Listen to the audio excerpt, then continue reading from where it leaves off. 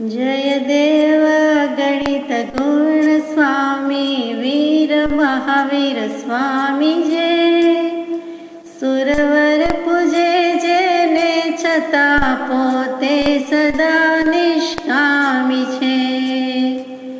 वળી મળી મહાવીર थी શકે સુખ મોક્ષનું માટે નમો। अतिवीर महावीर सन्मति प्रभु गुणमा भावे रमो। ध्यान धूपं मनः पुष्पं पंचेन्द्रिय हुताशनं।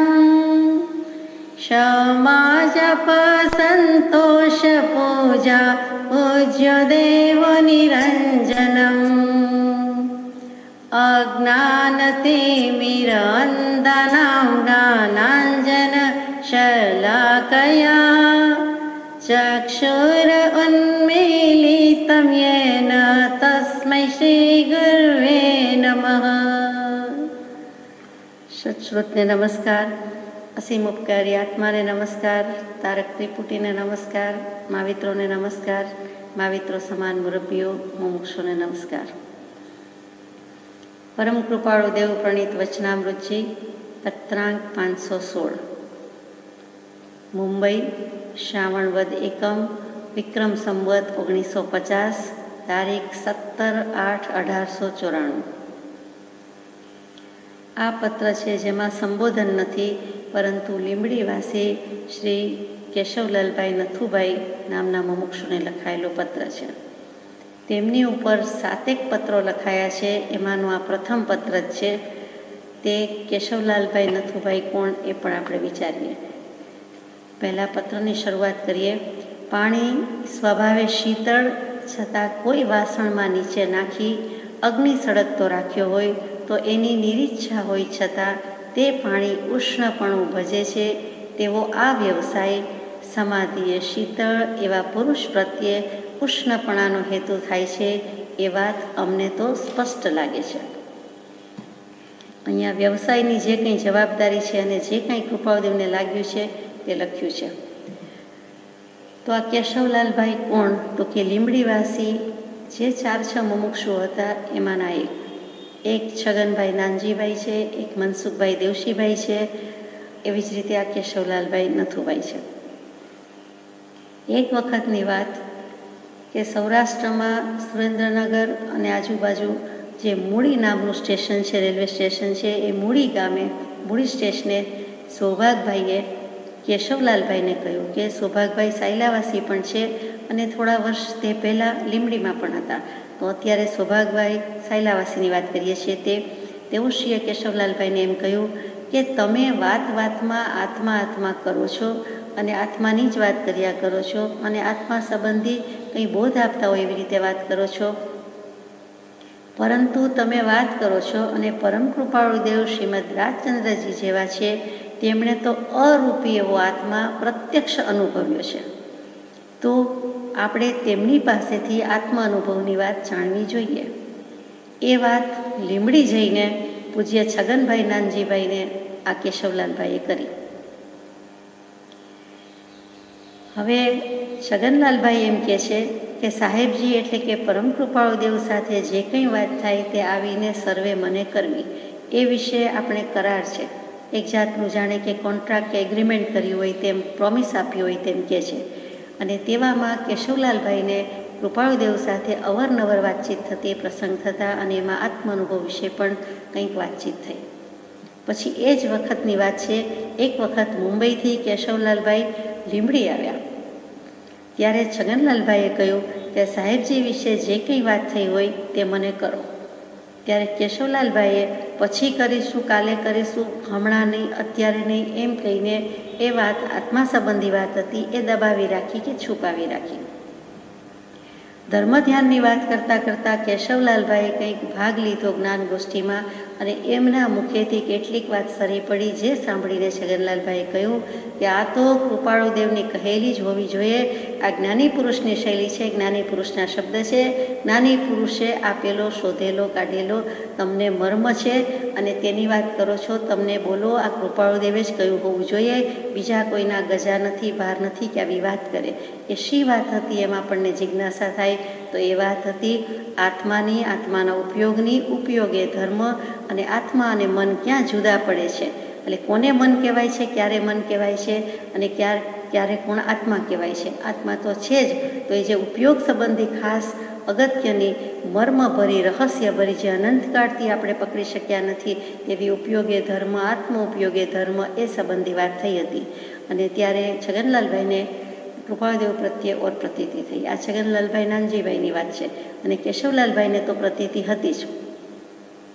પછી એમ પણ વાત થઈ, અને એ વાતના અનુસંધાનમાં કૃપાળુદેવે જે કંઈ વાતચીત કરી હોય તે બધા એકબીજાને કેવી પત્ર લખ્યા હોય તે પણ બતાવવા વગેરે વાત થઈ.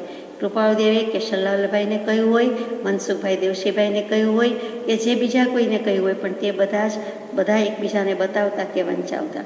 અને આ બધાની શ્રદ્ધા શરૂઆત હોવા છતાં કૃપાળુદેવને કેવડી પ્રભુ માનતા હતા. આ શ્રદ્ધા બહુ મોટી વાત છે, એના માટે આ વાત કહેવાનું મન થઈ ગયું છે.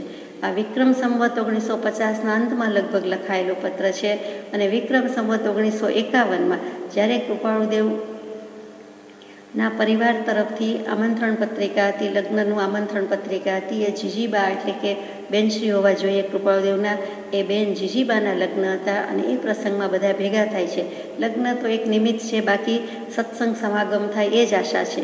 તો અહીંયાથી જે લીમડીનું મંડળ હતું, એટલે કે મનસુખભાઈ દેવશીભાઈ, છગનલાલભાઈ નાનજીભાઈ, કેશવલાલભાઈ નથુભાઈ વગેરે, તે અને સૌભાગભાઈ તો ખરા જ, તેઓ શ્રી બધા વવાણિયા તીર્થમાં પહોંચી ગયા.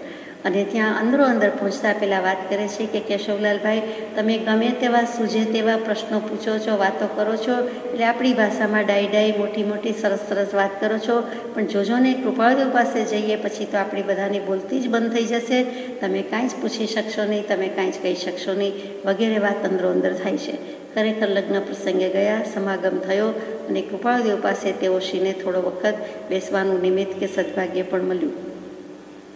તે વખતે કેટલુંક તેઓ બોલી શક્યા નહીં, પરંતુ એક ભાઈ, ઘણું કરીને છગનલાલભાઈ કંઈ પૂછે છે અવધિજ્ઞાન સંબંધી, મનોપર્યજ્ઞાન સંબંધી, કેવલ જ્ઞાન સંબંધી. અને તે વખતે કૃપાળુદેવ કહે છે કે લોક વિરુદ્ધ વાત થાય એટલે એમ રાખો ને કે કેવલ જ્ઞાન નથી, અવધિજ્ઞાન નથી, મનોપર્યજ્ઞાન નથી, નકામી લોકોમાં ચર્ચા થશે, વિરોધ થશે, એમ કરીને ત્યાં વાત માંડી વાળી છે. આ બધાને કૃપાળુદેવ કેવલી છે, એ કેવલી પ્રભુ જ છે એવી શ્રદ્ધા હોવાથી તેમના શ્રીમુખે એમ સાંભળવું હતું કે હાજી અમને કેવલ જ્ઞાન છે. આ વિક્રમ સંવત 1951ની વાત છે, પણ એમાં કૃપાળુદેવે શ્રીમુખે એમ સ્પષ્ટ કહ્યું નથી, લોક વિરુદ્ધની વાત મૂકી છે. એ જ વિક્રમ સંવત 1951માં હળમતાલા ગામ ગયા, એટલે જે મોરબી પાસે આવ્યું, ટંકારા પાસે આવ્યું, તે હળમતિયા નહીં, પણ લીમડીની આજુબાજુ જે હળમતાળા ગામ છે તે ગામે કૃપાળુદેવ પધાર્યા. ત્યારે આ કેશવલાલભાઈ પણ ત્યાં હતા. લીમડીના જે 4-6 મુમુક્ષો પહોંચી જતા હતા તે બધા જ ત્યાં બિરાજમાન હતા.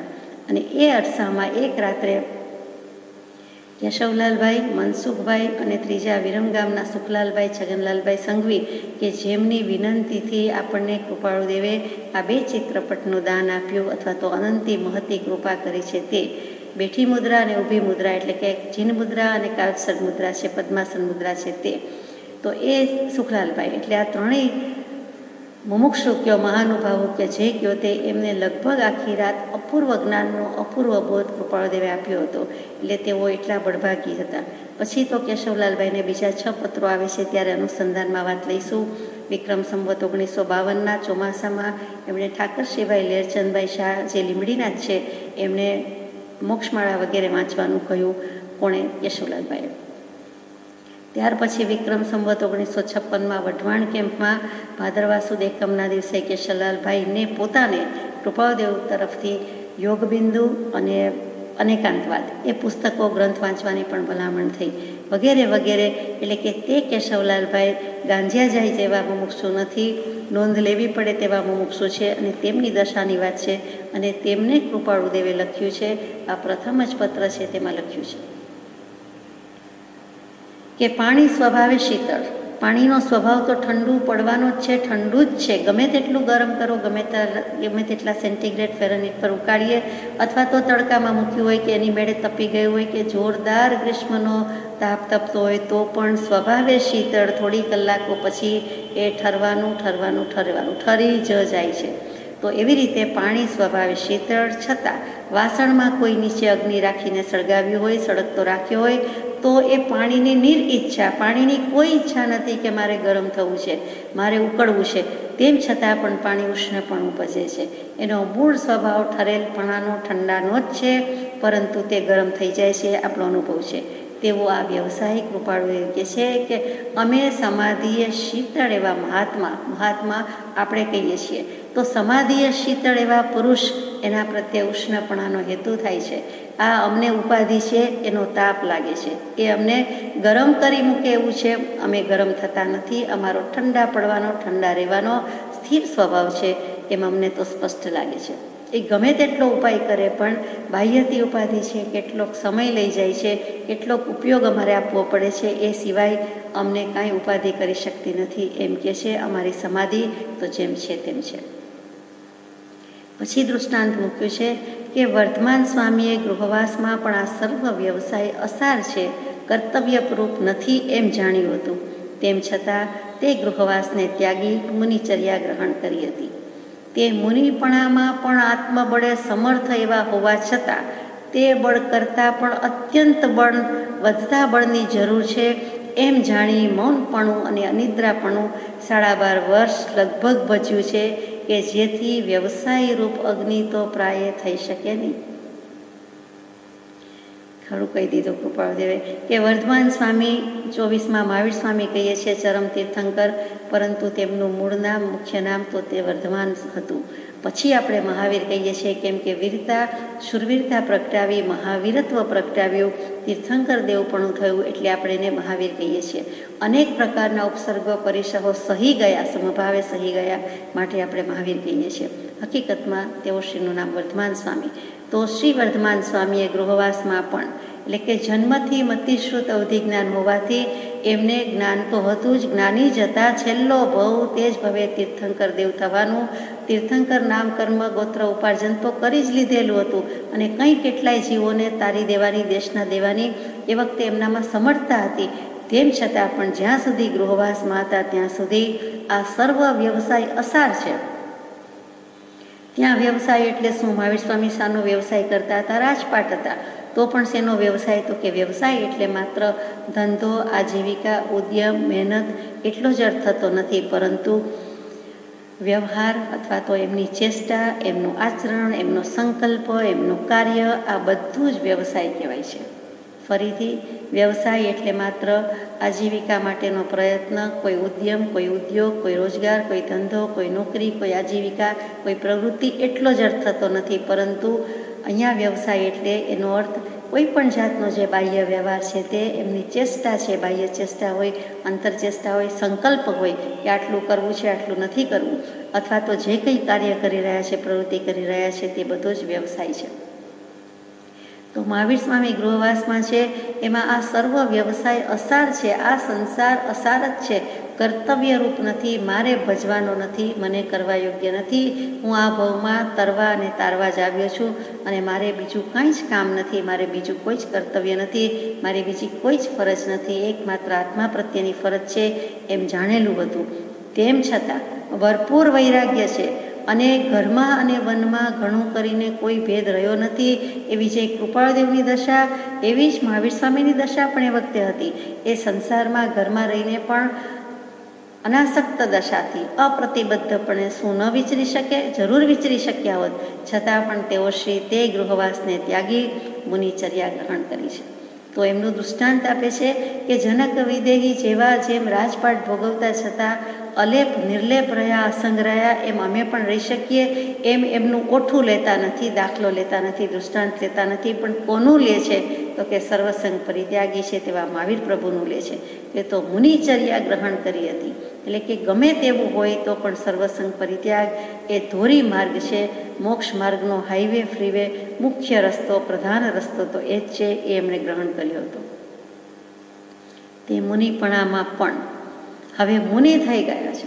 એટલે મનઃપર્યો જ્ઞાન તો તે વખતે રજોહરણ લીધું એટલે કે દીક્ષા લીધી અને આજીવન સામાયિક વ્રતના ચારિત્રના પછખાણ લીધા તે વખતે જ વૈરાગ્યની ઉત્કૃષ્ટ માત્રા હોવાથી તે સમયના તે બધા જીવોને મનઃપર્યો જ્ઞાન થઈ જતું હતું.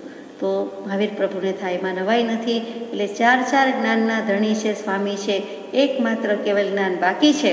એટલે મુનિપણામાં પણ આટલી બધી આત્મશક્તિ હોવા છતાં, આવા સમર્થ પુરુષ હોવા છતાં, પ્રભાવક પુરુષ હોવા છતાં તે બળ કરતાં પણ અત્યંત વધતા બળની જરૂર છે. હજુ પણ શાશ્વત નિરંતર સનાતન સમય માટે એ બળ ચાલે, એવી શક્તિ ચાલે, અનંત વીર્ય ગુણ પ્રગટી જાય. એટલા માટે તેમણે શું કર્યું તો કે કેવલ જ્ઞાન લેવાનો પુરુષાર્થ કર્યો છે. અને કેવી રીતે કર્યો? પ્રમાદની તો વાત જ નથી, પણ મૌનપણું આત્મજ્ઞાન ત્યાં મુનિપણું તે સાચા ગુરુ હોય. એટલે આટલી ઉત્કૃષ્ટ દશા હોય તે તો મુનિ જ છે. ભાવ મુનિ અને દ્રવ્ય મુનિ બંને થયા. તેમ છતાં પણ એમણે પુરુષાર્થ કર્યો છે કે મૌન રહ્યા છે. એટલે કે અંતરવાચાનો ત્યાગ, બહિર્વાચાનો ત્યાગ. કોઈને હું કાંઈ કહી દઉં, સમજાવી દઉં, વ્યાખ્યાન આપી દઉં, દેશના આપી દઉં, એમ પણ કર્યું નથી. જ્યાં સુધી કેવલ જ્ઞાન થયું નથી ત્યાં સુધી, એટલે કે પરિપૂર્ણ જ્ઞાનની પ્રાપ્તિ નથી ત્યાં સુધી તેઓ શ્રી એક અક્ષર પણ બોલ્યા નથી. આ બહુ વિચારવા જેવો મુદ્દો છે. એટલે કે બંને રીતે મૌનપણું હતું. સમ્યક દર્શન હોવાથી અંતરવાચાનો ત્યાગ તો હતો જ, પણ બહિર્વાચાનો ત્યાગ પણ કરી દીધેલો છે. અને ક્યાં સુધી તો કે કેવલ જ્ઞાનની પ્રાપ્તિ સુધી. અને બીજું શું હતું તો કે અનિદ્રાપણું હતું. નિષ્દિન નયન મેં નીંદ ના આવે, નર તબહી નારાયણ પાવે, એમ જે સુંદરદાસજી કહી ગયા છે. બીજા બધા જ જ્ઞાની પુરુષ પાકી ગયા છે. એવી રીતે એમણે પણ 12.5 વર્ષ, ટુ બી વેરી એક્ઝેક્ટ કહું તો 12 વર્ષ અને 6.5 મહિના, એટલે કે 12.5 વર્ષ અને બીજા 15 દિવસ ત્યાં સુધી મૌનપણું રાખ્યું અને અનિદ્રાપણું રાખ્યું છે. એટલે સૂતા જ નથી. તો જમવાની વાત તો ક્યાં આવે તો કે આટલા વર્ષોમાં માત્ર 48-49 દિવસ જ પારણું કર્યું છે, જમ્યા છે. એ પણ વિચારવા જેવી વાત છે. અહીંયા તો પ્રભુએ માત્ર મૌનપણું અને અનિદ્રાપણું લખ્યું છે. એટલે તે જ વાત કરીએ છીએ. શું કામ? કેવલ જ્ઞાનની પ્રાપ્તિ અને જેથી વ્યવસાય રૂપ અગ્નિ તો પ્રાય થઈ શકે નહીં.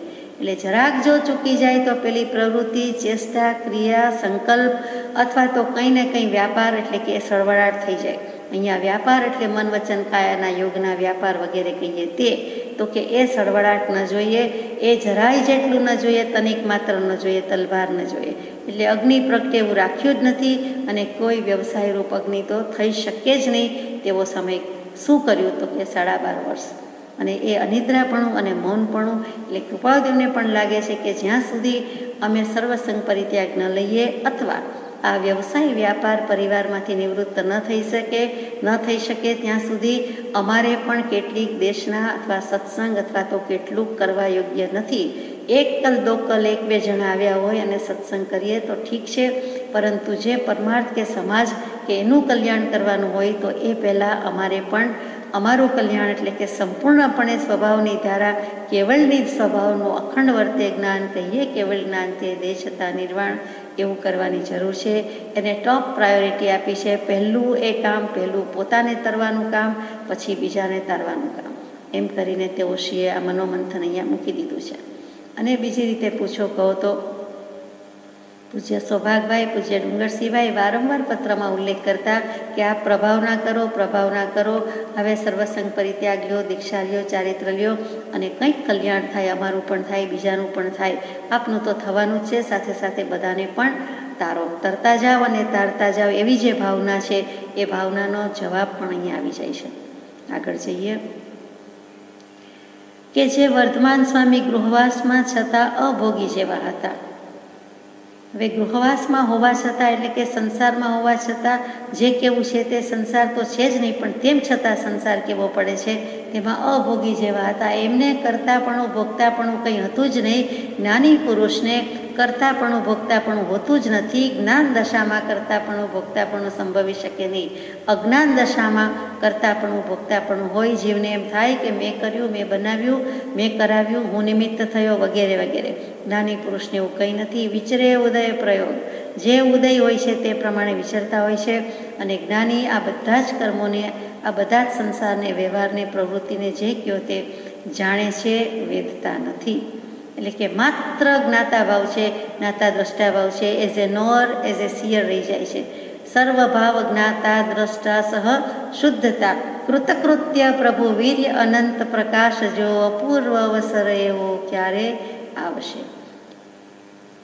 એટલે ગૃહવાસમાં છતાં અભોગી જેવા હતા, એટલે કે ભોગવ્યું ન ભોગવ્યું કંઈ હતું જ નહીં, ગૃહવાસ જેવું હતું જ નહીં, અવ્યવસાયી જેવા હતા. એટલે કે કાંઈ જ કર્મ, કાર્ય, ક્રિયા, વ્યાપાર, આચરણ કંઈ એવું કરતા જ ન હતા, કોઈ જાતનો ઉદ્યમ કરતા નહોતા. એટલે શું? તો કે અવ્યવસાયી, એટલે અહીંયા અકર્તા હતા, અભોગતા હતા, સાથે સાથે કહી દીધું અકર્તા હતા. શું કૃપાળુદેવ શબ્દ યોજે છે? અવ્યવસાયી કહી દીધું. આપણે કહીએ ને કામ ધંધો કાંઈ નથી, બેકાર છીએ, પ્રવૃત્તિ કાંઈ નથી, તો એવી રીતે બેરોજગાર, બેકાર એવી રીતે કહીએ છીએ. એમ અહીંયા લખવાની કહેવાની એક શૈલી છે કે અકર્તા, હું કંઈ કરતો નથી એમ કહેવાની બદલે અવ્યવસાયી, અમે કોઈ ધંધો કરતા, એકેય પ્રવૃત્તિ એટલે કે નવા કર્મ બાંધવાનો ધંધો કરતા નથી, વ્યવસાય કરતા નથી, તો અકર્તા હતા. બીજું નિસ્પૃહ હતા, કોઈ જાતની ઈચ્છા, ઝંખના, સ્પૃહા જેવું કંઈ હતું જ નહીં, કે એક વસ્તુની અપેક્ષા, એક વસ્તુની જરૂરિયાત, કોઈક વ્યક્તિ પાસેથી, કોઈક વસ્તુ પાસેથી આપણે અપેક્ષા રાખીએ, આશા રાખીએ, કંઈક માગીએ, ઊંડે ઊંડે પણ ઈચ્છીએ, તો એવું કાંઈ જ નથી. પરમ નિસ્પૃહ પુરુષ છે. આવા નિસ્પૃહી પુરુષો જ વિતરાગ દશાને પામી શકે છે, જેમ કે કૃપાળુદેવ જેવા. અને સહજ સ્વભાવે મુનિ જેવા હતા. આ સત્પુરુષના લક્ષણ છે. આ સ્પૃહા નથી, અંતરંગ સ્પૃહા નથી. આવો સમર્થ પ્રભાવક પુરુષ હોય તો પણ કંઈ જ સ્પૃહા નથી. અને એવા સત્પુરુષને અમે વારંવાર સ્તવના કરીએ છીએ, એમ કૃપાળુદેવ લખી જાય છે. સહજ સ્વભાવે મુનિ હતા. આ તો દ્રવ્યથી સ્થૂળ દૃષ્ટિએ તો દીક્ષા લીધી જ હતી મહાવીર સ્વામીએ, પરંતુ આમ પણ સહજ સ્વભાવે મુનિ જેવા હતા. એટલે ગૃહવાસમાં હતા ત્યારે તો કે ત્યારે પણ ભાવ મુનિ હતા, ભાવથી તો મુનિ જ હતા. દ્રવ્યથી સ્થૂળ દૃષ્ટિથી નિર્ગ્રંથનો વિતરાગનો વેશ ન હતો, પણ મહાવીર સ્વામીની એ દશા હતી. આ બીજા મહાવીર એવા કૃપાળુદેવની દશા પણ એવી જ હતી. આત્માકાર પરિણામી હતા. જે કંઈ હતું તે આત્મા જળબંબાકાર થઈ જાય અને બધું જ પાણીમય, પાણી જ દેખાય, એ સિવાય વસ્તુ ખાસ દેખાય નહીં, લક્ષમાં પણ આવે નહીં. એવી રીતે ભગવાનના પરિણામ, કૃપાળુદેવના પરિણામ તે વખતે કેવા? તો કે આત્માકાર પરિણામી હતા. અહીંયા કૃપાળુદેવ વર્ધમાન સ્વામી વિશે લખી રહ્યા છે કે મહાવીર સ્વામી ગૃહવાસમાં હોવા છતાં એમના આત્માકાર પરિણામી હતા. તે વર્ધમાન સ્વામી પણ, તેના જેવા પણ સર્વ વ્યવસાયમાં અસારપણું જાણીને, આ બધી પ્રવૃત્તિ, ક્રિયા, ઉદ્યમમાં અસારપણું છે, કોઈ સાર નથી, સાર છે જ નહીં, અર્ક નીકળશે જ શું? એ છોતરા ફોતરા છે. શેરડીના છોતરામાં કદાચે રહ્યો સયો રસ નીકળે, પણ આ સંસારને વલોવશું તો એમાંથી તો કોઈ સાર નીકળવાનું નથી. એટલે આવી રૂઢી ભક્તિ પહેલાં કદી ન જાણી, સંસારની માયામાં મેં તો વલોવ્યું પાણીમાંથી કદી છાસ માખણ ઘી થયું સાંભળ્યું નથી, સંભવી શકે જ નહીં. તો આ સંસારમાંથી બીજું શું હોય? તો એમ જ કહે છે કે એવા વ્યવસાયમાં અસારપણું જાણ્યું છે અને નિરસ જાણીને દૂર પ્રવર્ત્યા, એમાં કોઈ રસ નથી. જુઓ, શ્વેતાંબર આમનાઈથી મહાવીર સ્વામી લગ્ન થયા અને પત્નીશ્રી અને એક પુત્રી રત્ન એમની પ્રાપ્તિ થઈ, એમ આવે છે. દિગંબર આમનાઈમાં મહાવીર સ્વામીને આજીવન બાળ બ્રહ્મચારી ગણ્યા છે. એ નહીં જેવો નામનો ભેદ રહી ગયો છે તો રહી ગયો છે, એમની પાસે. આપણે તો બંને રીતે કહીએ છીએ કે પરણ્યા કે ન પરણ્યા, લગ્ન કે ન લગ્ન, પણ એમને પોતે જ પરમાત્મા તત્વની જ લગ્ની હતી. એટલે કે જન્મથી આટલા જ્ઞાન અને પછી પણ દીક્ષા લીધેલી છે. પણ જ્યાં સુધી નહોતી લીધી ત્યાં સુધી માતા પિતાના વિયોગ પછી મોટાભાઈ કહે છે કે અત્યારે હું જ તારા પિતા તુલ્ય ગણાવ અને તું મારી આજ્ઞામાં માને તો સારું, કે તું પણ જતો રહીશ તો શું થશે? 2 વર્ષ રોકાઈ જાય, એટલે 28 વર્ષની બદલે 2 વર્ષ રોકાઈને 30મે વર્ષે મહાવીર સ્વામીએ પ્રવૃત્તિયા ગ્રહણ કરી. અને ત્યાર પછી 12-12.5 વર્ષનો કેવલનાથ સુધીનો પુરુષાર્થ છે. એટલે કે 42-42 વર્ષની મધ્ય યુવા વયે, મિડલ એજ કહીએ છીએ તે, ત્યારે તેમને કેવલજ્ઞાનની પ્રાપ્તિ થઈ. પછી કેવલજ્ઞાન પછી 30 વર્ષ સંયમનો ભાર વહન કર્યો છે. કેવલજ્ઞાની દશા સાથે વિચરેલા છે, એટલે કે સહયોગી જીન તરીકે વિચરેલા છે. અને પછી લગભગ 72 વર્ષ, ટુ બી વેરી એક્ઝેક્ટ 71 વર્ષને 5 મહિના, અને એમનું નિર્વાણ થયું. તો એવા વ્યવસાયમાં અસારપણું જાણીને, નિરસ જાણીને દૂર પ્રવર્ત્યા કે એમાં સારી નથી અને અમને કોઈ એવો રસ પણ નથી. જગતને કેવું હોય તો ભલે કે ગૃહવાસ વેદ્યો કે ન વેદ્યો, અમે તો કાંઈ માત્ર જાણ્યું છે, કાંઈ કર્યું નથી, વેદ્યું નથી. તે વ્યવસાય બીજા જીવે કરી કયા પ્રકારથી સમાધિ રાખવી વિચારી છે તે વિચારવા યોગ્ય છે. તો કૃપાળુદેવ જેવા કહે છે કે મહાવીર સ્વામી છોડીને જતા રહ્યા, અમને પણ બધું છોડી દેવા યોગ્ય જ છે, અમારો પણ એ જ ભાવ છે. તો બીજા બધા જીવોએ તો વિચારવા જેવું છે કે કેવી રીતે સમાધિ રહે, સંસારમાં સમાધિ રહે જ કેવી રીતે, અમને પણ ઉપાધિ આકરી લાગે છે તો બીજા જીવોના શું ભાર છે, એમ કરીને બીજા જીવોને આપણને પણ બોધ આપ્યો છે કે વિચારવા યોગ્ય છે. તે વિચારીને ફરી ફરી તે ચર્યા કાર્યે પ્રવર્તને સ્મૃતિમાં લાવી વ્યવસાયના પ્રસંગમાં થતી એવી રુચિ વિલય કરવા યોગ્ય છે. કોને પત્ર લખ્યો છે? પૂજ્ય કેશવલાલભાઈ નથુભાઈને.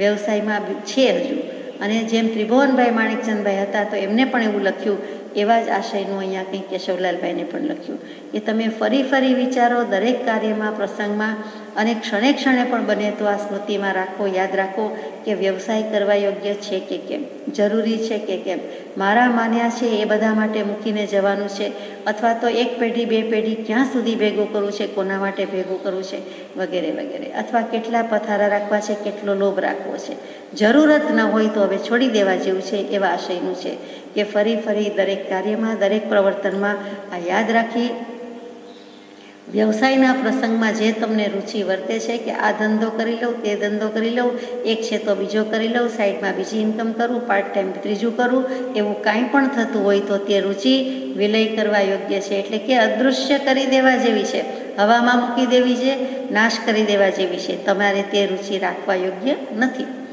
જો એમ ન કરવામાં આવે તો અમને ઘણું કરીને એમ લાગે છે કે હજુ આ જીવની યથાયોગ્ય જિજ્ઞાસા મુમુક્ષુ પદને વિશે થઈ નથી. જો તમે એમ નહીં કરો તો હું એમ માનીશ કે તમને હજુ કંઈ મુમુક્ષુપણું પણ આવ્યું નથી. શું કામ?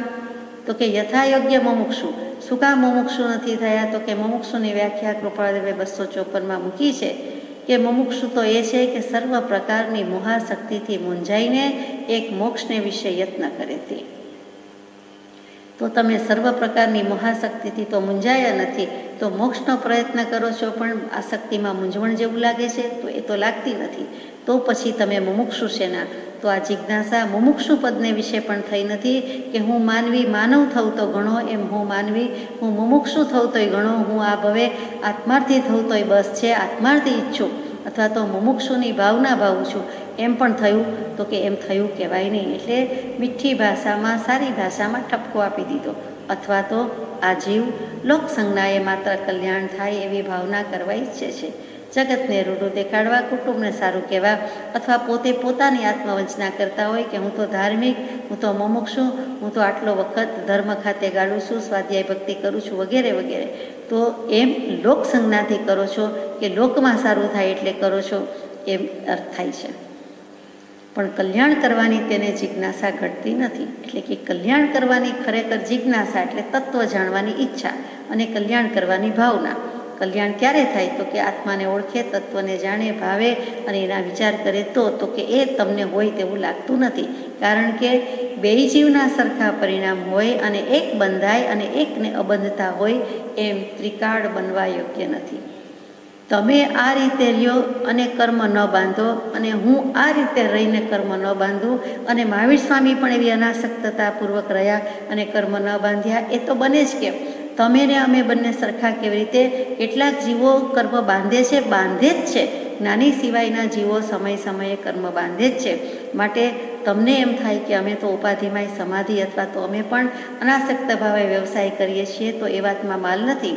કૃપાળુદેવ કહી દે છે કે બંનેના પરિણામ સરખા હોઈ શકે નહીં. અમે તો કાળકૂટ ઝેર જોઈએ છીએ, કાંકરા જોઈએ છીએ, અને પરાણે આ જે કંઈ આવ્યું છે તે છેલ્લું લેણું દેણું જે કાંઈ હોય તે પૂરું કરવું છે. લેણું તો નહીં પણ દેણું છે તે પૂરું કરી દઈએ અને અમે નીકળી જઈએ, આ સંસારમાંથી છોડી દઈએ, પૂંઠ આપી દઈએ અને મોક્ષમાં પહોંચી જઈએ. તો એટલા માટે કરીએ છીએ. જ્યારે તમે આવા ભાવથી કરો તો પછી તમે બંધાવ કે નહીં એમ પૂછે છે. એટલે કે એક બંધાય અને એકને અબંધતા થાય એમ ત્રિકાળમાં બનવા યોગ્ય નથી. અર્થાત બંને પ્રકારના જીવોના સરખા પરિણામ નથી. બંને પલ્લા ત્રાજવા એક સરખા નથી. જ્ઞાની અજ્ઞાનીના પલ્લા હોઈ શકે જ નહીં, જોખવા તોલવાની વાત જ ન હોય. છતાં જો સરખામણી કરતા હોય કે ભગવાન જેવા ભગવાન પ્રવૃત્તિમાં રહીને ઉપાધિ મારીને સમાધિ સાધી ગયા તો અમે પણ કરીશું, તો આપણા ગજા નથી, આપણા ભાર નથી, એમ ધીમેકથી કહી દીધું હોય તેમ સમજાય છે. ત્રણેય કાળમાં આ ન બનવા યોગ્ય વાત છે. આ સિદ્ધાંત છે કે જે જીવ સમ્યક્ત્વ પામ્યો છે એ સમય સમયે એવા અનંત કર્મ બાંધતો નથી અને એને અબંધ દશા હોઈ શકે છે, કેમ કે અનંતાનુબંધી સંસાર એનો હોઈ શકતો જ નથી. માટે બાકી અપેક્ષા એ તો છે કેવલ જ્ઞાન થતાં સુધી અને કેવલ જ્ઞાન થયા પછી પણ બંધ દશા છે કે પેલે સમયે બાંધે, બીજે વેદે ને ત્રીજે નિર્જરે. તો બીજા બધા જીવને કેવલ જ્ઞાનથી ઉતરતી કક્ષાના જીવો છે, જ્ઞાની પુરુષો છે, એટલે કે જઘન્ય અને મધ્યમ જ્ઞાની પુરુષો છે, એને એમ તો કર્મ બંધ થતો હોય પણ નજીવો નહીં જેવો, બિલકુલ મોડો, જરાય તીવ્ર રસવાળો નહીં, બિલકુલ મંદવાળો અને એવો ઢીલો શિથિલ કર્મ બંધ થાય છે. અને કેટલીક વખતે જ્યાં સુધી આત્માનુભવને સ્વભાવમાં હોય છે ત્યાં સુધી તો બિલકુલ કર્મ બંધ થતો જ નથી, લેપી શકાતું જ નથી. કેમ કે તે વખતની દશા સિદ્ધ ભગવાન જેવી દશા છે. કાયા નહીં, કર્મ નહીં, કશાય નહીં, કંઈ જ નહીં, દેહ ભાવ જ નથી, માટે કોઈ પ્રકારનું કર્મ બાંધતા નથી. તો બંધ અને અબંધ દશાનો આ મોટો ફરક છે અને એ વિચારવા જેવો છે. અહીંયા કૃપાળદેવે કેશવલાલભાઈને ઠપકા સહિત પણ ઘણું કહી દીધું છે. જો સમજી જાય તો સમજી જાય. અને ત્યાર પછી બીજા 6 પત્રની કૃપા કરી છે, એ જ્યારે જ્યારે આવશે ત્યારે લઈશું. અહીંયા મુદ્દો કેવો છે તો કે કૃપાળદેવે પોતાના માતુશ્રીને પણ કહેલું હતું, જેમ શંકરાચાર્યજીના કેસમાં બન્યું હતું તેમજ કે શંકરાચાર્યજીએ પણ કહ્યું હતું કે માં અમારે તો દીક્ષા લઈ લેવી છે, સંન્યાસ લઈ લેવો છે. તો માં ના જ પાડતા હતા, માતુશ્રી ના જ કહેતા હતા. અને ઘરમાં બીજું કોઈ નહોતું કે જેમને પૂછવાનું હોય, એક માતુશ્રી જ હતા, એમણે ના કહી દીધી હતી. પછી ટ્રીક કરે છે કે હવે અજગર પાસે ગયા અને પછી મારો પગ મગર પાસે, અને મગરે મારો પગ ખેંચી લીધો, હું તણાવ છું, ખેંચાવું છું. તો કે કેવી રીતે હવે પાછા આવી શકો? તો કે તમે મને જો દીક્ષા આપો, સંન્યાસની હા પાડો તો આ મગર મારો પગ છોડે, બાકી મગર પગ છોડવા રાજી નથી. એટલે માતુશ્રીએ જીવ બચાવવાની આશાએ કહી દીધું કે હશે જીવ તો જોગી, તો કોઈક વાર પણ મોઢું જોવા પામીશ, તો ભલે દીકરો છે જતો રહે, સંન્યાસ લે, પણ કોઈક વખત હું એના દર્શન કરી શકીશ, કે જીવ તો હશે તો થશે, છે સલામત તો પગડિયા બોધ. એટલે એમણે હા કહી અને પછી શંકરાચાર્યજીને એટલું જ જોતું હતું અને સંન્યાસ લઈ લીધો. એ ટ્રીક હતી, ખરેખર ટ્રીક, યુક્તિ હતી. એવી જ રીતે કૃપાળદેવે પણ પોતાના માતુશ્રી આજ્ઞા આપતા નહોતા, સર્વસંગ પરિત્યાગની ભાવના તો હતી જ. તો એક યુક્તિ કરી કે એક વખત મને સ્વપ્નમાં 2 દેવ આવ્યા હતા અને એમાં એક સારા દેવ અને એક ખરાબ દેવ. તો સારા દેવ ખરાબ દેવ વચ્ચે વાત ચાલ્યા કરતી હતી. તો સારા દેવ કહે છે કે ભલે દીક્ષા લે તો કંઈ વાંધો નથી. તો ખરાબ દેવ કહે છે કે નહીં, દીક્ષા નહીં લેવા દો, એમને કુટુંબનું ને બધાનું કલ્યાણ કરવાનું છે અને જો લેશે તો હું હેરાન કરીશ. એમ કંઈક સારા દેવ ખરાબ દેવના નિમિત્તની વાત કરી, સ્વપ્નની વાત કરી.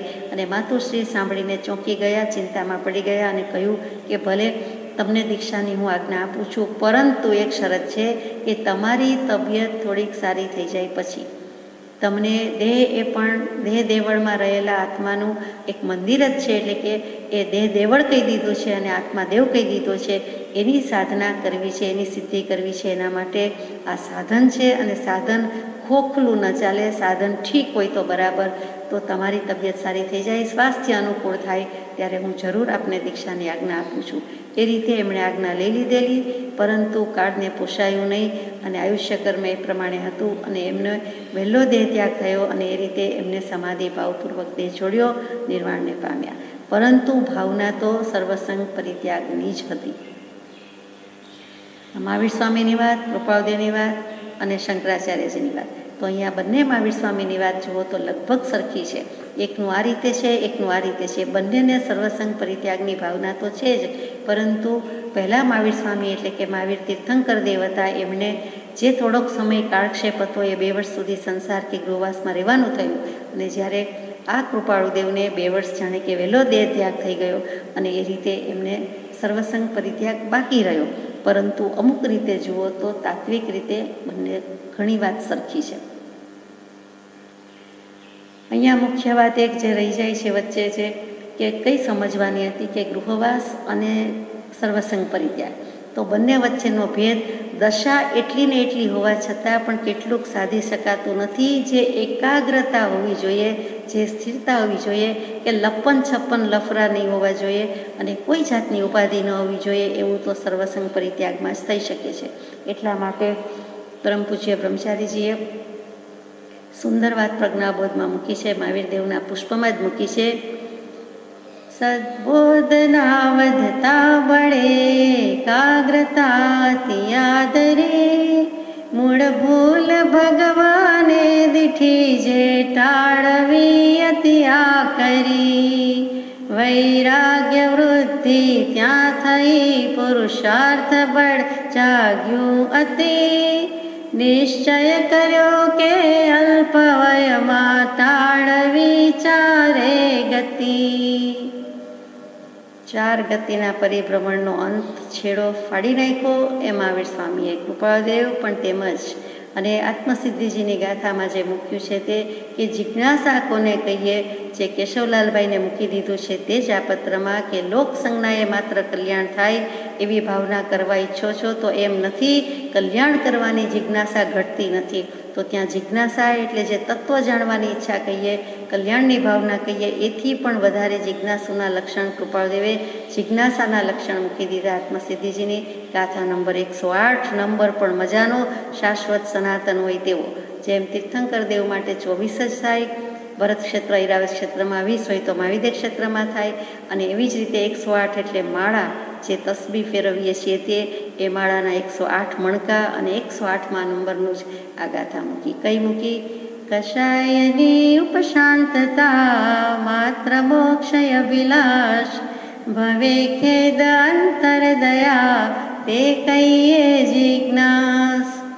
એટલે ચારે ચાર લક્ષણ લીધા. કષાયની ઉપશાંતતા, મોક્ષની અભિલાષા, માત્ર મોક્ષની અભિલાષા, ભવનો ખેદ એટલે કે સંસાર પ્રત્યે વૈરાગ્ય, અંતરમાં દયા, સર્વ પ્રત્યે અનુકંપા, દયા, કરુણા. આ ચાર જ્યારે હોય અને એમાં પોતાના આત્મા પ્રત્યેની પેલી દયા કે હે જીવ, પરોપકાર બહુ કર્યો, અનંત કાળમાં કર્યો, આ ભવમાં પણ કર્યો, તારા આત્માનું કાંઈ વળ્યું નહીં, પોતાના આત્માનું કલ્યાણ કર્યું નહીં, તારા આત્માને જ ઓળખ, બીજાને તો બહુ રે ઓળખ્યા અને બહુ રે વાતો થઈ. તો એમ કરીને બીજી પ્રવૃત્તિ, સેવા ધર્મ, માનવ ધર્મ બધેથી ઉઠાવીને પોતાની દયા ખાવાની વાત મૂકી દીધી. અને પછી તરત જ ગાથામાં મૂકી દીધું 109મીમાં, તે જિજ્ઞાસુ જીવને થાય સદગુરુ બોધ, તો પામે સમકીતને વર્તે અંતર શોધ. એટલે તો સમ્યક દર્શન પામશો અને તો પછી કલ્યાણી કલ્યાણ. એમ કરીને અહીંયા આ પત્ર આપણે પૂરો કરીએ છીએ. પત્રાંક 517, મુંબઈ, શ્રાવણ વદ 7મ, ગુરુ, વિક્રમ સંવત 1950, તારીખ 23/8/1894. આ પત્ર નાનો છે, પરમ પૂજ્ય શ્રી અંબાલાલભાઈને લખાયો છે. તમે અને બીજા મુમુક્ષુજનના ચિત્ત સંબંધી દશા જાણી છે. એટલે અંબાલાલભાઈએ પત્રમાં જે લખ્યું છે, પોતાની અને પોતાના એટલે કે સત્સંગીમાં જે બધા છે, સત્સંગ મંડળમાં મુમુક્ષુઓ, એ બધાના મન એટલે કે ચિત્ત ઉપયોગ અથવા તો બધાની શું દશા છે, બધાને શું પ્રશ્ન છે, એ બધું લખ્યું છે, તે જાણ્યું છે. જ્ઞાની પુરુષોએ અપ્રતિબદ્ધપણાને પ્રધાન માર્ગ કયો છે અને સર્વથી અપ્રતિબદ્ધ દશાને વિશે લક્ષ્ય રાખી પ્રવૃત્તિ છે. તો પણ સત્સંગ આદિને વિશે હજી અમને પણ પ્રતિબદ્ધ બુદ્ધિ રાખવાનું ચિત્ત રહે છે. જ્ઞાની પુરુષોએ જે માર્ગ કયો છે તે જ મોક્ષનો માર્ગ છે. એટલે કે મોક્ષનો માર્ગ એક જ છે, બે નથી. ગમે તે જ્ઞાની પુરુષોએ કહ્યું હોય મોક્ષ શું, પંથ શું, તો કે મહાજનો યેન ગતઃ સહપંથ. જે બધા મહાત્મા પુરુષો ગયા છે, મોક્ષે ગયા છે, જે રીતે ગયા છે, જે પદ્ધતિએ ગયા છે, જે રસ્તે ગયા છે, તેના મોક્ષ છે. એટલે કે રાગ દ્વેષ અજ્ઞાન એ મુખ્ય કર્મની ગ્રંથ અને થાય નિવૃત્તિ જે હતી તે જ મોક્ષનો પંથ. તો રાગ દ્વેષ અજ્ઞાન રહિત થવું જોઈએ. તો અહીંયા કૃપાળદેવે શબ્દ જુદો મૂક્યો, અપ્રતિબદ્ધપણાને. એટલે કે બંધન રહિત. બંધન શું છે? તો કે સંસાર એ બંધન છે. સંસાર બંધન શું કામ છે? તો કે રાગ દ્વેષ બે દોરડા છે, એનાથી સંસાર છે બંધાઈ જાય છે. સંસાર વિના રાગ નથી, રાગ વિના સંસાર નથી. મોક્ષમાળાનો પાઠ, એમાં યાદ રાખવા યોગ્ય 10 મહાવાક્ય અને તેમાંનું એક વાક્ય કે સંસાર વિના રાગ નથી, રાગ વિના સંસાર નથી. તો અહીંયા અપ્રતિબદ્ધપણું, તો સંસારને બંધન માનવું, સંસાર બંધન છે, રાગદ્વેષ રૂપી દોરડા છે, અથવા તો એ રથના બે પૈડા છે, જે ઉપમા પોતે સંસાર કહેતા જ રાગદ્વેષ. તો એ રાગદ્વેષના બંધન તો અહીંયા નથી. તો કે જ્ઞાની પુરુષોએ અપ્રતિબદ્ધપણાને પ્રધાન માર્ગ કયો છે. રાગદ્વેષ જાય તો જ મોક્ષ થાય. મોક્ષ એટલે રાગદ્વેષ અજ્ઞાન રહિત દશા. પ્રધાન માર્ગ, પ્રવત્તા ધા, પ્રકૃષ્ટપણે પહેલાં પ્રાયોર ટુ, અને ધા ધારણ કરવું, સ્થિર કરવું. આત્માએ આત્મામાં સ્થિર થવું હોય, આત્માએ આત્માને ધારી રાખવો હોય, ટકાવી રાખવો હોય તો એક જ માર્ગ છે, રાગ દ્વેષ રહિત થાવ. તો પોતે પોતાના બે પગ પર ઊભો રહી શકે. આજુબાજુ કાંઈ ન હોય તો ઊભો રહી શકે. કોઈ વિઘ્ન હર્ડલ્સ જોઈએ નહીં, રાગ દ્વેષના પૈડા ચક્ર જોઈતા નથી. તો એ મુખ્ય માર્ગ કયો છે? મોક્ષ માર્ગ કયો છે? પ્રધાન માર્ગ કયો છે? શું કામ? બંધન નથી માટે. એટલે કે રાગ દ્વેષ ન હોવા જોઈએ. અને સર્વથી અપ્રતિબદ્ધ દશાને વિશે લક્ષ્ય રાખી પ્રવૃત્તિ છે. અને અમારી પણ એ જ પ્રવૃત્તિ છે કે અપ્રતિબદ્ધ, ક્યાંય બંધાવવું નથી. કોઈ દ્રવ્યથી, ક્ષેત્રથી, કાળથી, ભાવથી અમારે ક્યાંય બંધાવવું નથી. અપ્રતિબદ્ધપણે જ વિચરવું છે. મુક્ત જ છીએ. જણમ જણમ દિશામ ઈચ્છાએ તણમ તણમ અપરિબદ્ધા. જે શરૂઆતના પત્રમાં આવી ગયું છે તે જ વાત છે કે જીવને જ્યાં જ્યાં જવું હોય, સત્પુરુષાર્થ કરીને જ્યાં જવું હોય તો સર્વ દિશાઓ ખુલ્લી છે. પૂર્વ, પશ્ચિમ, ઉત્તર, દક્ષિણ, ઉપર, નીચે. જે કયો તે 6 દિશા, 10 દિશા અને 4 ખૂણા, 4 વિદિશા કહીએ છીએ તે 4 ખૂણા છે. એટલે 4 દિશા, 4 વિદિશા અને 4 ખૂણા અને ઉપર નીચે એટલે 10 દિશા ખુલ્લા છે. 10 દિશા કે 10 દરવાજા ખુલ્લા છે. કોને? જેને જવું છે તેને. સાદી ભાષામાં મન હોય તો માળવે જવાય. એ વિલ ફાઇન્ડ એ વે. આપણી ઈચ્છા હોય તો આપણે પૂરી કરવાના બધા જ પ્રયત્ન કરવાના જ છીએ. તો અમે ક્યાંય બંધાતા નથી, અમારે બંધાવવું પણ નથી. તો પણ સત્સંગ આદિને વિશે હજી અમને અપ્રતિબદ્ધ એટલે કે પ્રતિબુદ્ધ બુદ્ધિ રાખવાનું ચિત્ત રહે છે. હજુ અમને સત્સંગ બાંધી રાખે છે. અમે સત્સંગને બાંધી રાખીએ છીએ કે સત્સંગ અમને બાંધી રાખે છે? પણ અમને એમ થાય છે કે સત્સંગ હોવો જોઈએ, સત્સંગ હોવો જોઈએ, સત્સંગ કરવો જોઈએ, સત્સંગ થવો જોઈએ. કૃપાળુદેવને કોઈ જીવ પાસેથી કંઈ લેવા શીખવા સાંભળવાનું નથી, પણ કૃપાળુદેવને તો આપી જ દેવાનું છે. બે હાથે તાલી પડે પહેલો ને પછી એમ કહેવા જેવું નથી. તેમ પીનાર હોય, પીવડાવનાર હોય, પણ સામે લેનારો પણ હોવો જોઈએ, પીનાર પણ હોવો જોઈએ. એટલે કે પીવડાવનાર છે તો ધાના ત્યાં પાના નહીં, પાના ત્યાં ધાના નહીં. પ્રભુ શ્રીજીના બુદ્ધમાં વારંવાર આવે કે અહીં સુધી ભર્યું છે પણ કોને કહીએ, કેટલું કહીએ, એમાંય કોને કહીએ, એમ તો પ્રભુ શ્રીજી બહુ જ ફરમાવ્યું છે. એ જે પ્રકાશ્યું છે એ જ વસ્તુ અહીં જુદી રીતે આવે છે કે અમને પણ સત્સંગ જોઈએ છે. એટલે કે અમને અમારાથી વિશેષ દશાવાન કે સમકક્ષ સત્સંગ તો કદાચ નહીં મળે, પરંતુ એથી ઓછી કોટીના એવા આત્માર્થી કે વૈરાગી જીવોનો સત્સંગ હોય, એવા સાંભળનારા હોય તો પણ કૃપાળુદેવ કહે છે કે આત્મભાવની ઉન્નતિ થાય છે અને તે જીવનું તો કલ્યાણ થાય છે જ. એટલે પૂર્વકાળમાં મહાવીર સ્વામીને સંભાળ્યા છે. આગલા પત્રમાં દિવસોમાં અમે જે સત્સંગ કર્યો છે તે સાંભળી આવે છે અને ધન્ય છે તે દ્રવ્ય, ક્ષેત્ર, કાળ અને ભાવ. એ સ્થળ ભૂમિને નમસ્કાર કર્યા છે, એ દ્રવ્ય પાત્રને પણ નમસ્કાર કર્યા છે. તો ભાવને તો નમસ્કાર હોય જ. તો દ્રવ્ય, ક્ષેત્ર, કાળ, ભાવને સંભાળવાના છે. અને એવું હોવા છતાં, આટલું જાણતા સમજતા હોવા છતાં એ સત્સંગના યોગે જ અસંગ થવાય છે. માટે અમને પણ સત્સંગ એટલો જ પ્રિય છે અને અમારું બંધન, અમારું મન સત્સંગમાં બંધાઈ જાય છે, બાંધી રાખે છે. હાલ અમારા સમાગમનો અપ્રસંગ છે એમ જાણ્યા છતાં પણ તમ સર્વ ભાઈઓએ, કૃપાળુદેવ કહી દે છે કે સત્સંગ ઈચ્છીએ છીએ એનો અર્થ એમ નથી કે ટૂંક સમયમાં, થોડા દિવસમાં કે થોડા વીકમાં આપણે મળીએ છીએ, તમે આવો કે અમે આવો એવું અત્યારે બની શકે તેમ નથી. એટલે કે અમારા સમાગમનો અપ્રસંગ છે. એટલે ચાન્સ નથી, અવકાશ નથી, તક નથી, ટૂંક સમયમાં આપણે થઈ શકે તેમ નથી. એટલે કે અનઅવસર છે, અપ્રસંગ છે. તેમ છતાં, એમ જાણ્યા છતાં તમે સર્વે ભાઈઓ એટલે કે ખંભાતવાસી બધા ભાઈઓ મુમુક્ષુઓ જે પ્રકારે જીવને શાંતપણું, દાંતપણું ઉદ્ભવ થાય તે પ્રકારે વાંચન આદિ સમાગમ કરવો ઘટે છે અને તે વાત બળવાન કરવા યોગ્ય છે. અહીંયા આજ્ઞા આપી દીધી કે આવો પ્રસંગ છે, આવી પરિસ્થિતિ છે, પણ તમારા બધાએ શું કરવું જોઈએ? તો કે શાંતપણું ને દાંતપણું જન્મે, ઉદ્ભવ એટલે ઉત્પન્ન થાય છે અને વધારજો એમ નહીં. છે અને વધારવું અથવા તો છે એનો ગુણાકાર કરવો અથવા તો સરવાળો કરવો એમ નથી, પણ તમે ઉદ્ભવ પામો એટલે કે તમારામાં ઉત્પન્ન કરવો. એટલે કે શાંત થયા નથી તો શાંત થાવ અને દાંત થયા નથી તો દાંત થાવ. હવે શાંત અને દાંત શું? તો કે શમ શબ્દ, શમ ધાતુ, શમ પરથી શાંત, શાંતિ શબ્દ આવ્યા. એવી રીતે દમ એટલે દમન કરવું, શમ એટલે શમન કરવું, વિષયનું, કશાયનું. અને એવી રીતે અહીંયા દમન કરવું એટલે ઇન્દ્રિયોનું દમન કરવું, તેના ઉપરથી દાંત શબ્દ આવ્યો. અહીંયા 32 દાંતની વાત નથી, લખાય છે તો તેમજ શાંત દાંત, પણ દાંત કહેતા અહીંયા ઇન્દ્રિયોના દમન કરનારા. અને તે તમને પ્રગટે તેવું તમે કાંઈક અહીંયા કરજો. આ ક્યારે લખાયો છે પત્ર અંબાલાલભાઈને? તો કે આગલા પત્રમાં અંબાલાલભાઈએ સ્તુતિ કરતા કૃપાળુદેવને શ્લોકથી નવાજ્યા છે અને લાંબો સુંદર શ્લોક લખ્યો છે. અને એ શ્લોક પછી શ્યામ મુને નિરાધાર કેમ મૂકીએ જે પદ છે કે હે શ્યામ, એટલે કૃપાળુદેવને સંબોધીને મને નિરાધાર મૂકીને ક્યાં જતા રહ્યા અથવા કેમ મૂકી દીધી? મને કંઈક પ્રસાદી આપો, આ પામરનું, આ પ્રમાદીનું કલ્યાણ કેમ થાય? તે પત્ર મળી શક્યો છે. અને એટલે આપણે ખુલ્લા દિલે કહી શકીએ છીએ કે તેઓ આ શબ્દશઃ આ પ્રમાણે લખ્યું છે.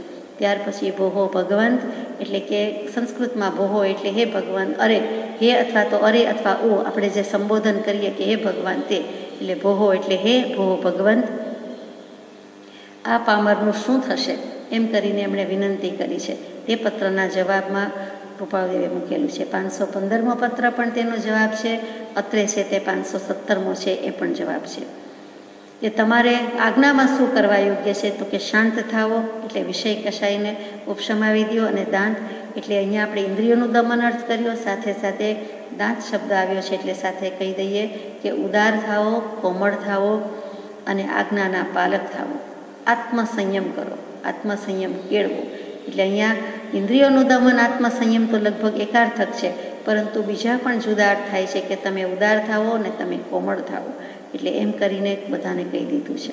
એટલે આ બંને ગુણ ખીલવવા માટે, ઉદ્ભવ થાય તે માટે અને તે પ્રકારે તેના માટે લઈ જાય, તે ભણી લઈ જાય તેવું વાંચન વગેરે કરજો. એટલે અહીંયા વૈરાગ્ય ઉપશમ લાવે તેવું વાંચન એમ નહીં લખ્યું. 515મા પત્રમાં એમ લખ્યું કે સદવાંચના આદિ કરવા યોગ્ય છે. સત્વાંચન, આત્માને સત પ્રત્યે લઈ જાય, આત્મા પ્રત્યે લઈ જાય તેવું સદવાંચન કરવાનું છે. અહીંયા એકલું વાંચન લખ્યું છે. તો અહીંયા સદવાંચના કેટલા પ્રકારે? તો કે સદવાંચના 4 પ્રકારે છે: નંદા, ભદ્રા, જયા અને સૌમ્યા. તો નંદા એટલે શું? જેમ તિથિના નામ છે તેવી જ રીતે. તો કે આનંદ પ્રમાણે પણ અહીંયા કેવી રીતે? તો કે અન્ય દર્શનોનું નિરાકરણ કરી અને પોતાના પક્ષની એટલે આત્માના પક્ષની સ્થાપના કરવી. એ બધી વાત તમારી સાચી, પણ બૌદ્ધ દર્શન આમ કહે છે, ન્યાય દર્શન આમ કહે છે, વૈશેષિક આમ કે, ચાર્વાક આમ કહે છે, પણ જૈન દર્શનને આમ કહેવું છે. એમ કરીને આ વધારે ગળે ઉતરે એવી વાત છે એમ સમજાવવું, તે પોતાના પક્ષની સ્થાપના. પછી ભદ્રા વાંચનમાં શું છે? તો કે યુક્તિઓ દ્વારા સમાધાન કરી અને જે કંઈ પદાર્થ સિદ્ધાંતની વાત છે તેની વ્યાખ્યા કરવી. યુક્તિ એટલે ટ્રિક્સ કહીએ છીએ, ટેકનિક્સ કહીએ છીએ, અને કેટલીક વખત દૃષ્ટાંત પણ કહેવાય છે. એ બધી રીતે સમર્થન કરવું, પુષ્ટિ આપવી. પછી જયા કેવી રીતે? તો કે પૂર્વાપર વિરોધના ત્યાગ વિના સિદ્ધાંતના અર્થોનું કથન કરવું. એટલે કે આગળ વાત આમ આવે ને થોડા પાના પછી, થોડી વાર પછી બીજી વાત આવે, એમ નહીં. પૂર્વાપર અવિરુદ્ધ, આગળ પાછળ બરાબર તાળો મળતો હોય એવી સુંદર રીતે વાત મૂકી હોય એવા સિદ્ધાંતો એમ જ હોય, એના અર્થનું કથન પણ એ રીતે કરવું, વાંચવું. અને ચોથું છે તે સૌમ્યા, એટલે કે કોઈ પણ ખંડનપૂર્ણ વૃત્તિથી વ્યાખ્યા. એટલે કે ખંડન કરવા જેવું હોય તો ખંડન કરવું, પણ સૌમ્ય રીતે કરવું, શાંતિથી કરવું, કોમળતાથી કરવું, કરુણાભાવથી કરવું. એમાં તોડી પાડવાનું, ઉતારી પાડવાના ભાવથી નહીં, પરંતુ અમને તો આમ લાગે છે, અથવા આ બેસતું નથી, આ ગળે ઉતરતું નથી, મને તો આમ સમજાય છે, અથવા આમ હોઈ શકે છે, એવી બધી રીતે કહેવાની વાત છે, તે સદવાંચન છે. એટલે કે જોરશોરથી દલીલ કરવા માટે કે પંડિતાઈ માટે, પંડિતાઈ પ્રાપ્ત કરવા કે પંડિતાઈનું પ્રદર્શન કરવા માટે નહીં, પણ સારી રીતે સદવાંચન વગેરે સમાગમ કરવો ઘટે છે. અને તે વાત બળવાન કરવા યોગ્ય છે. એટલે કે તમે એવી રીતે કરતા જશો, પણ વધારે બળવાન કરવા યોગ્ય છે. એટલે કે હજુ વધારે કરવાની જરૂર છે. એમ કરીને પત્ર પૂરો કર્યો છે. પત્રાંક 518, મુંબઈ, શ્રાવણ વધી 9, નોમ, વિક્રમ સંવત 1950, તારીખ 25/8/1894. આ પત્ર પરમ ઉપકારી પરમ પૂજ્ય પ્રભુશ્રીજીને લખાયેલું છે. યોગ વાસિષ્ઠ જીવમાં જેમ ત્યાગ, વૈરાગ્ય અને ઉપશમ ગુણ પ્રગટે, ઉદય પામે, તે પ્રકાર લક્ષ્યમાં રાખવાના ખબર લખ્યા તે પત્ર પ્રાપ્ત થયું છે.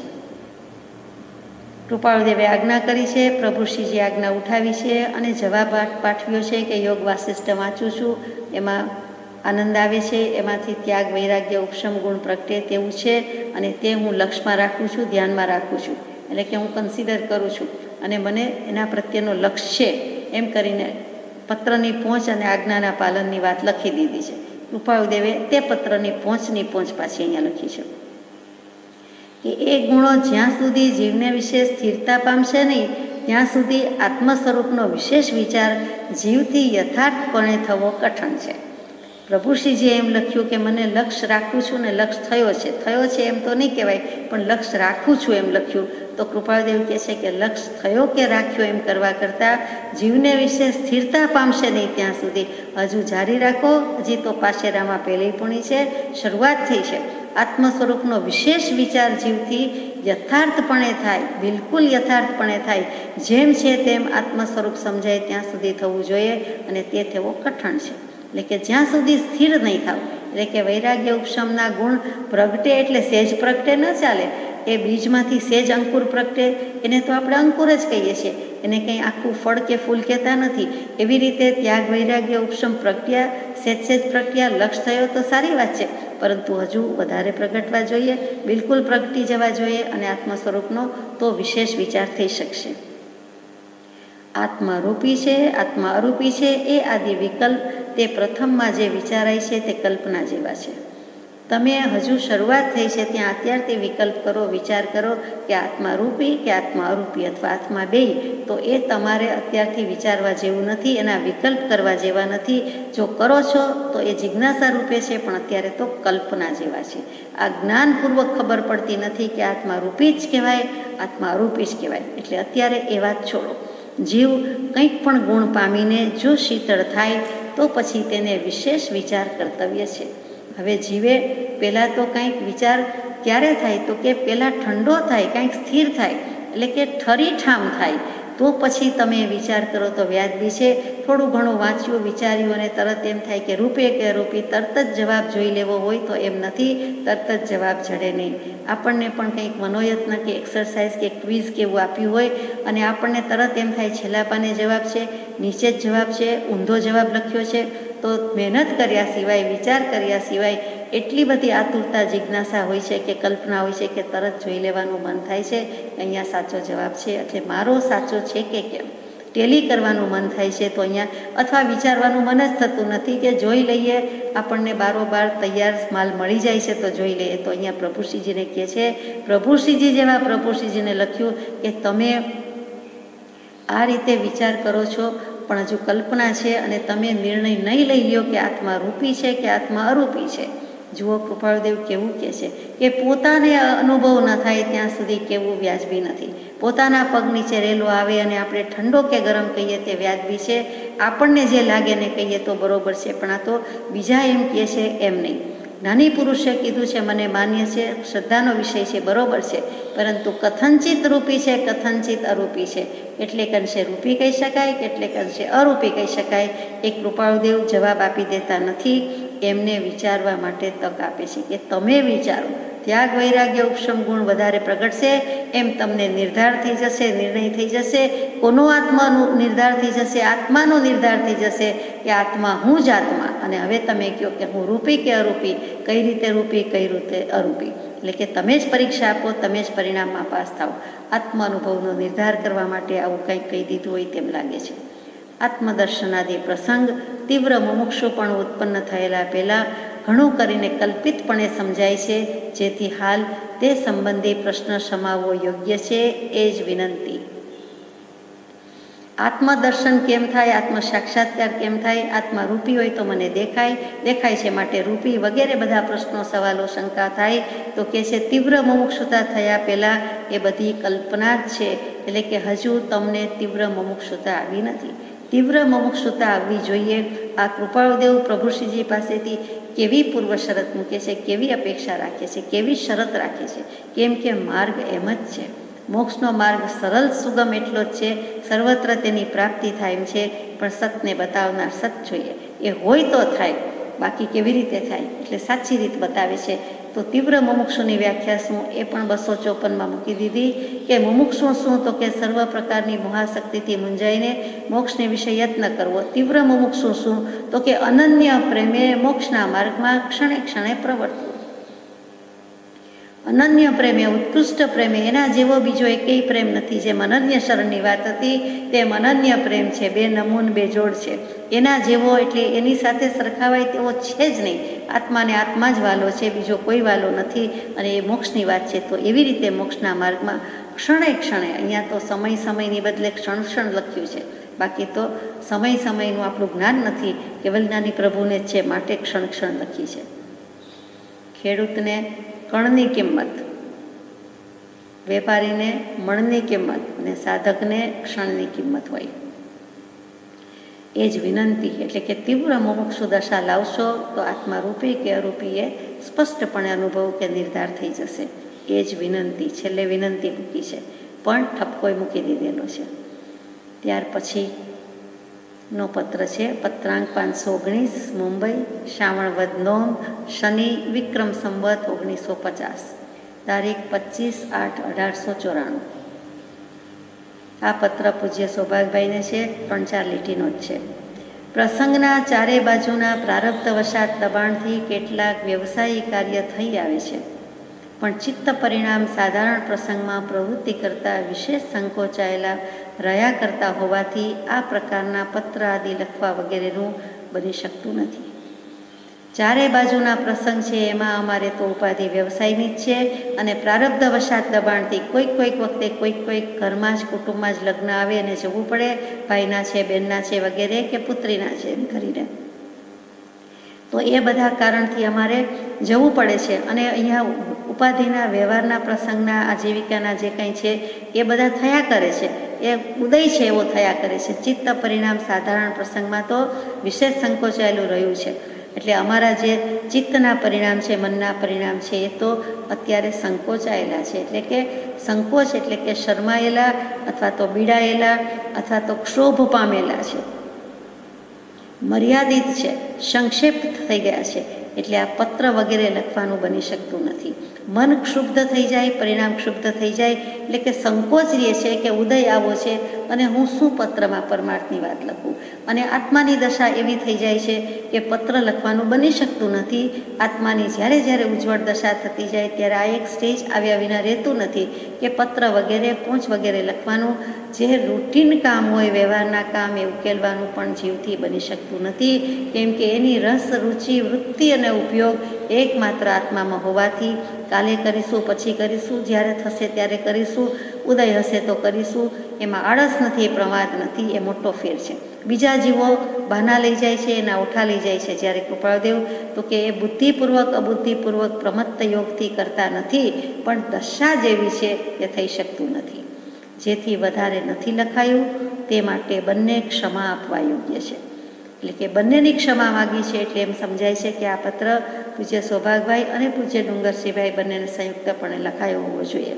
કેમ કે એ બંને ઘણીવાર સાથે મળીને લખતા, અથવા એક પૂછાવે, એકની પ્રેરણા તો હોય જ, કદાચ ફિઝિકલી હાજર હોય કે નહીં. એટલા માટે કૃપાળદેવે કહ્યું કે અમે તમારા, એટલે સૌભાગભાઈના એઝ વેલ એઝ બીજી વ્યક્તિ, બીજું પાત્ર ડુંગરસિંહભાઈ કલાભાઈ ગોસડિયા, એ પણ સાયલા નિવાસી છે, અને શરૂઆતમાં ઘણા બધા વખત સુધી, છેક સુધી વેદાંતની જ માન્યતા હતી, પરંતુ પછી કૃપાળદેવથી બોધ પામ્યા હતા.